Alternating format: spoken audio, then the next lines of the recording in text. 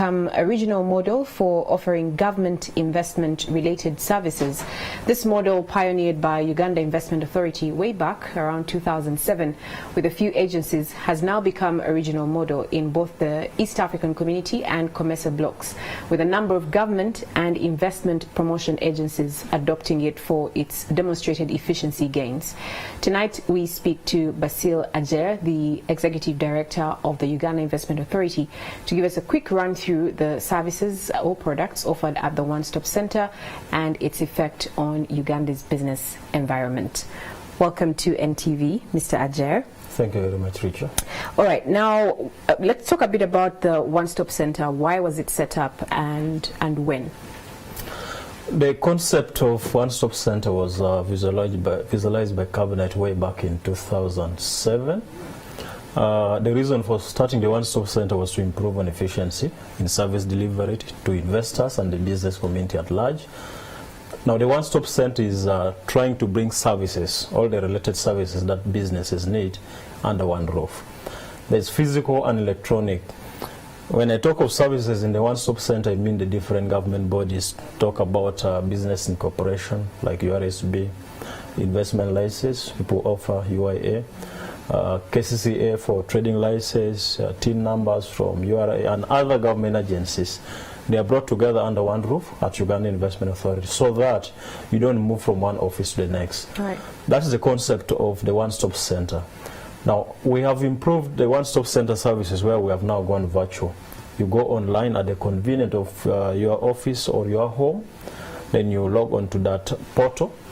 You then apply for the service you want. Currently, you can apply for name reservation if you want to incorporate a company. You can apply for investment license online. You can apply for environmental impact assessment. Environmental impact certificate from the One-Stop Center services. You can apply for the TIN number for URS still from the same place. So you can see that overall it improves on efficiency. Yeah. Absolutely. You mentioned a couple of institutions that are already members of the One-Stop Center.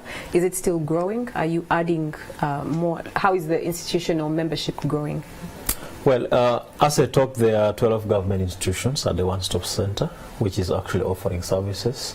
It also has Umeme, it has National Water and others.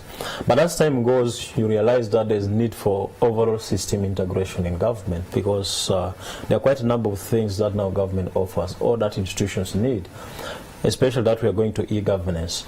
So what I mentioned are the few institutions which give the primary support to businesses or to investment, but there's a plan to widen because there are also other electronic platforms in government. You have heard of electronic single window, you have heard of e-city that KCC is introducing. You are hearing about the e-passport. All this should be integrated within the One-Stop Center or integrated in the e-governance system so that services can be simplified. All right, and this is an initiative of the Uganda Investment Authority offering a number of services for investors. So how come that, many Ugandans actually, or would-be clients, are not aware of these awesome services that you're providing? Are there plans to make them known to your would-be clients? Well, you are right, because this is part of the information. We need to spread the gospel. People need to know the services which is offered at the One-Stop Center. We have sent information to radio stations. We are advertising in the newspaper. We're here talking about it because you find that many people don't know the services that exist. And within the One-Stop Center, beyond that, we offer also specialized information. For example, information about the different tax incentive is sent by URA to Uganda Investment Authority. There's an investment help desk which is given. Also, people come to One-Stop Center asking for different opportunities for investment. It is provided from there. So there's great need to talk about the One-Stop Center, and there's great need to encourage the public to come and take the opportunities that exist.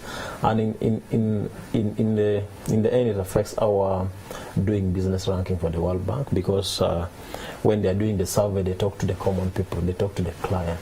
is a client perception study. So when people don't know that the services exist, they keep thinking that, it is difficult and expensive. Yeah. What would you say is the general feeling of the clients, both nationals and foreigners, regarding UIA services? Yeah, there are different services that UIA offers. For example, if you're talking about the one-stop center, there's a huge traffic. In the last financial year alone, there were 20,000 different services offered by all the different institutions I mentioned. Although the target is that we can serve like 30,000 progressively, that is good enough. So that is a good impression. Two, you realize that now a lot of processes have been simplified. Let me give an example of getting an environmental certificate, because largely it has been taking long. But when you come to the one-stop center and the project you want to implement is gazetted within the industrial park, you get in 2 days. If you want to get an investment license, it has been reduced from the previous 5 days to 48 hours. If you want to incorporate a business, you get it now in 6 hours. To get a tax identification number, which is given by URA, still you get it in hours. The general perception and feeling is that we are moving in a positive direction. Yeah, more efficiency. Yes. All right. According to the latest World Bank Doing Business Report 2018, Uganda has slipped further, being ranked rather 116th. That was in 2017. To 122nd in 2018. What's your take on this?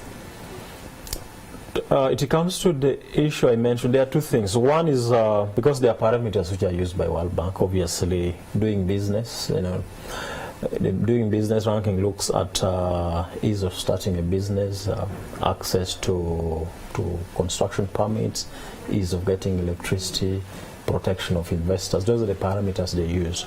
So it's a largely perception study. One, whatever you're doing should be well known to the business community, public, because when they are coming to interview, they don't talk to me and you. So the people out there who use the services should be aware.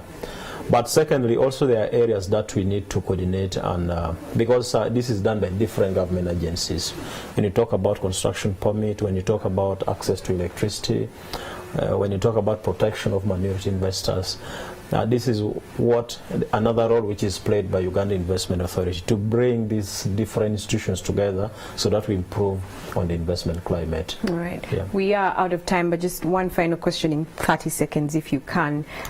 What challenges are you facing? Because the general feeling is that there is more efficiency, although we are ranked much lower in 2018 according to the World Bank Doing Business Report. What challenges are you facing as UIA in implementing your mandate, and perhaps what you are doing about them?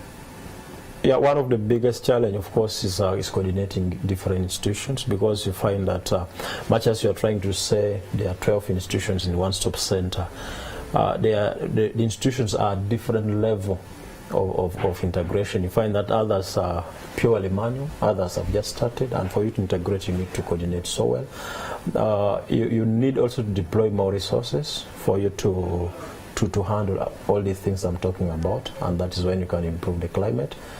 And probably we can talk about issues around the cost of capital. Is a big challenge when you go to the business community. That is largely talked about.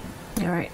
Thank you so much. Unfortunately, we are out of time. That's all the discussion we could have. Mr. Basil Adjer, the Executive Director of the Uganda Investment Authority, talking about the one-stop center and generally what the Uganda Investment Authority has been up to. That was Newsnight.